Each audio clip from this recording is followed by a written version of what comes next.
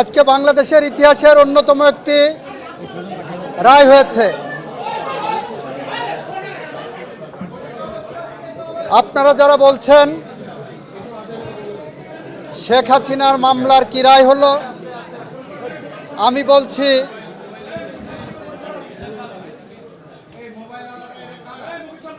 জুলাই বিপ্লবে যারা শহীদ হয়েছেন তাদের মামলার কি রায় হলো।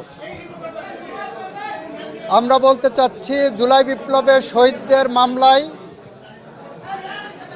শহীদরা ন্যায় বিচার পেয়েছেন, রাষ্ট্র ন্যায় বিচার পেয়েছে, প্রসিকিউশন পক্ষ ন্যায় বিচার পেয়েছে। সেই ন্যায় বিচার প্রতিষ্ঠা করতে যে সেই ন্যায় বিচারের মানদণ্ড হলো এই মামলার দুইজন আসামিকে সর্বোচ্চ শাস্তি মৃত্যুদণ্ড দেওয়া হয়েছে।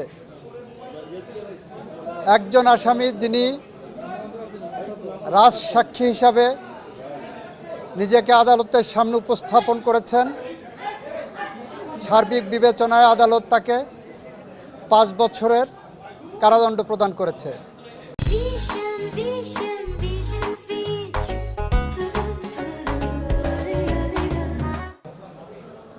আমরা মনে করি শহীদদের প্রতি, দেশের প্রতি, এদেশের মানুষের প্রতি, গণতন্ত্রের প্রতি, সংবিধানের প্রতি, আইনের শাসনের প্রতি এবং আগামী প্রজন্মের প্রতি দায়বদ্ধতা পরিশোধের স্বার্থে এ রায় একটি যুগান্তকারী রায়। এই রায় প্রশান্তি আনবে, এ রায় ভবিষ্যতের জন্য একটি বার্তা, এ রায় বাংলাদেশে ন্যায় বিচার এবং আইনের শাসনের জন্য একটি মাইল ফলক হয়ে থাকবে। এটা আমাদের কথা। সবাইকে ধন্যবাদ। কোন অভিযোগে যদি কি সাজা হয়েছে যদি একটু বলতেন। যে অভিযোগগুলো সাজা হয়েছে আপনারা শুনেছেন, দীর্ঘ আলোচনা হয়েছে। ওনার 5টা অভিযোগকে 3টা কাউন্টে এনে ওনারা সাজা দিয়েছেন।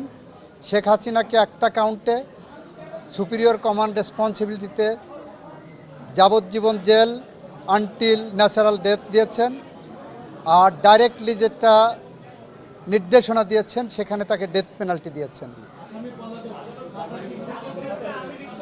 আইনের বিধান মতে যেদিন থেকে গ্রেপ্তার হবেন সেদিন থেকে সাজা কার্যকর হবে। এটা রাষ্ট্র আইনিভাবে যা যা করণীয় সব করবে। রাষ্ট্র আইনিভাবে যা যা করা সম্ভব সবটুকু করবে।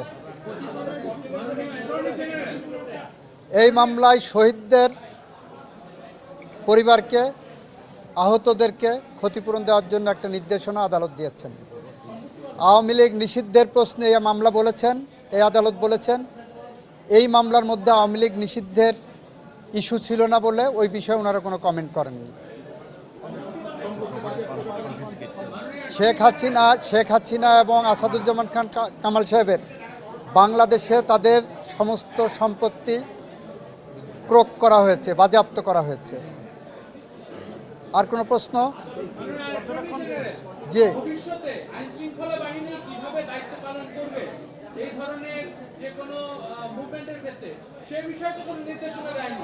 এই মামলার ওই বিষয়ে কোনো পর্যবেক্ষণ এখানে আসার সুযোগ নাই, যেহেতু কোনো অভিযোগ এই মর্মে কোনো চার্জ গঠন হয়নি বা সাবজেক্ট না, ইস্যু না।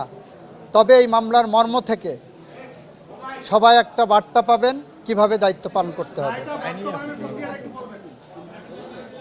রায় বাস্তবায়ন আইনি পথেই হবে, আইনসঙ্গতভাবেই হবে।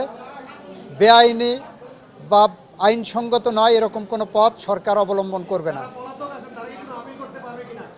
পলাতক থাকা অবস্থায় আপিল করার সুযোগ বাংলাদেশে না বিশ্বের কোনো দেশে আছে বলে আমার জানা নাই। স্যার, শেখ হাসিনা তো ভারতের বসে গণমাধ্যমে কথা বলেই যাচ্ছেন।